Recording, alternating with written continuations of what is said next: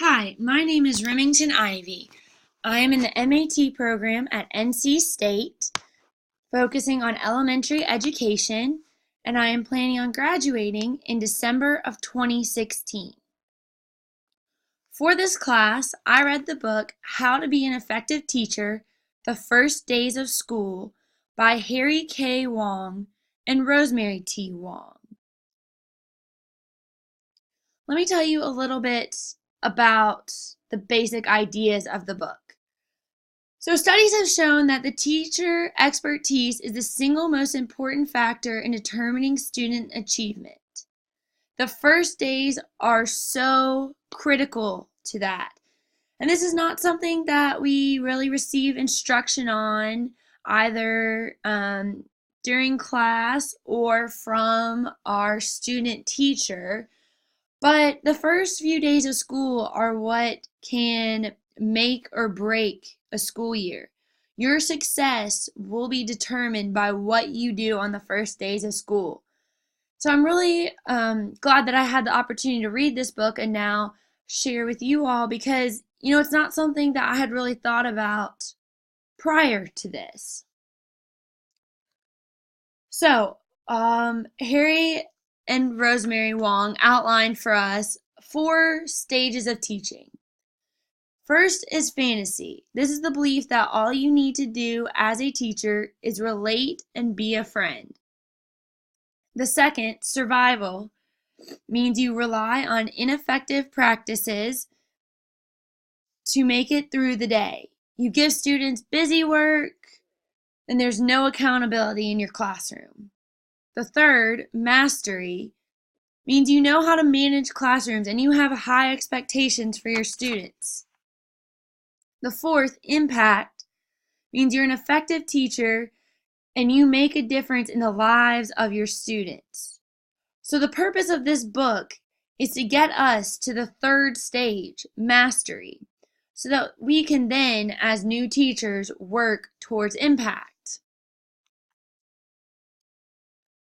Effective teachers have positive expectations for student success, are extremely good classroom managers, and know how to design lessons for student mastery.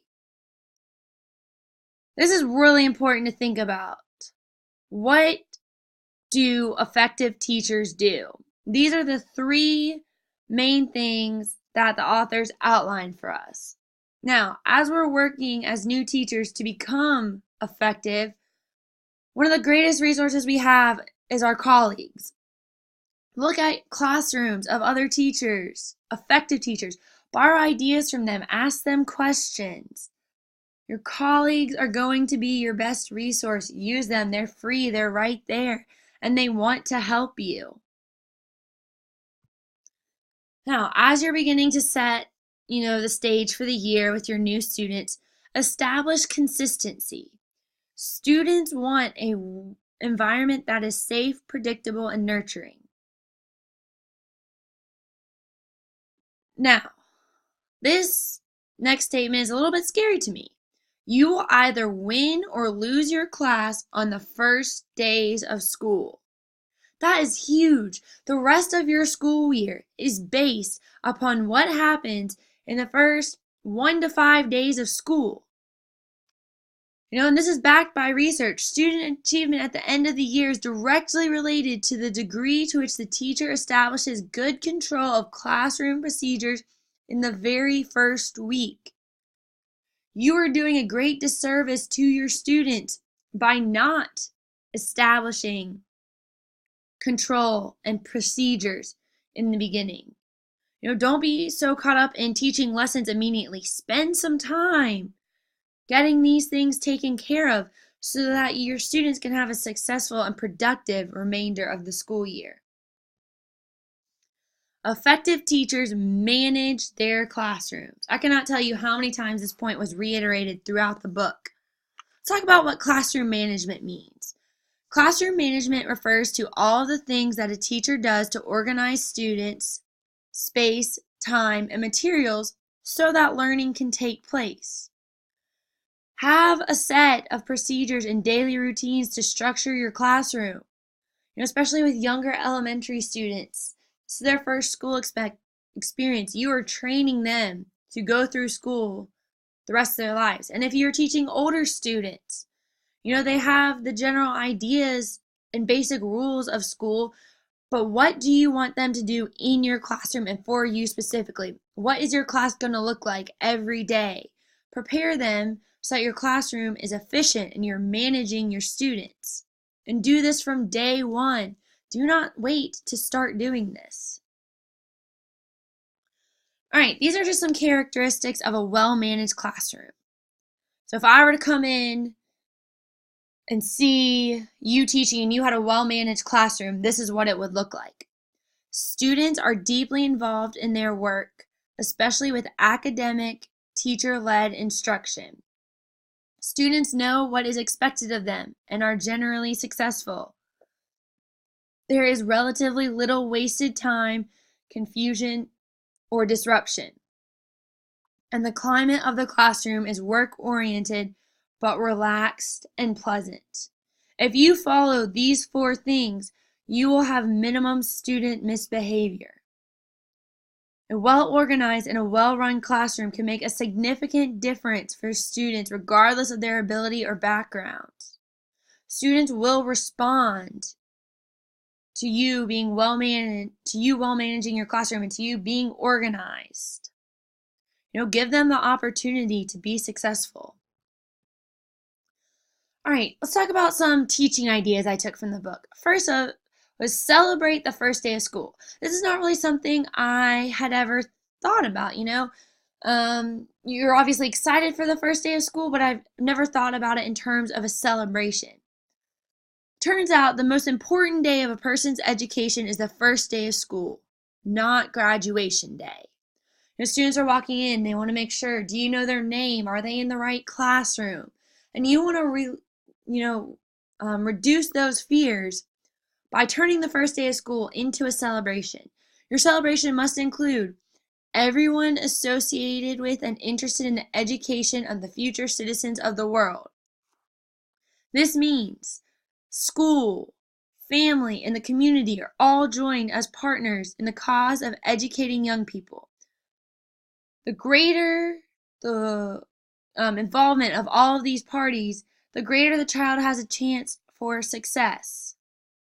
In addition, it's important to remember you do not get a second chance to make a first impression. This is it. The clothes you wear and the smile on your face are the first thing your new students and their parent are going to see. So make sure you are giving off an appropriate first impression. Make sure you're dressed very professionally, you're smiling, you're approachable. These are all things that are very important, and you cannot take back that first impression. All right, secondly, introduce rules, procedures, and routines on the very first day of school. I've said it a few times already in this webinar, and I'll say it again because it is the most important thing I took from this book. Clearly state your rules and expectations. Have them posted in your classroom. Similarly, clearly discuss the consequences, both positive and negative, with students and have those posted. If you choose to follow the rules and procedures, these are the rewards you can expect. If you choose not to follow the rules and the procedures, these are the consequences, because your behavior and your choices have consequences, both positive and negative. And that is so important to establish from day one. If you do that, you will be far less likely to have behavioral problems throughout the year, because your students know what is expected of them and what is going to happen, both positive and negative, if they don't meet those expectations. Now, when you're teaching classroom procedures, there are 3 simple steps that will help you do so. 1, explain. State, explain, and demonstrate the procedure. 2, rehearse. Rehearse and practice the procedure under your, being the teacher's, supervision. 3, reinforce. reteach, rehearse, practice, and reinforce a classroom procedure until it becomes a student habit or routine. You might spend the first 4 days of school working on procedure and making sure that you have set up an efficient classroom. And that is okay, especially young elementary students. It is going to save you so much time, hassle, aggravation later on. You have trained your students all of the classroom procedures, things from things as simple as handing out pieces of paper, how to line up, how to get to lunch, all of those things. If you teach them to do that efficiently, it'll save you so much time in the long run. And the last thing, I kind of want to give a takeaway. The last chapter of the book was focused on you as the teacher. You are the most important person in the classroom. You are. And because of that, it is so important to take care of yourself first. It's not something that we often talk about, but you need to respect your own worth, value your career and what you're doing. You also need to remember that ultimate joy, happiness, nourishment, and reward lie within yourself. You need to make sure you are taking good care of yourself so that you can be the best teacher you can be for your students. Great. Well, thank you guys for listening for the past 11 minutes. It's been a pleasure this semester.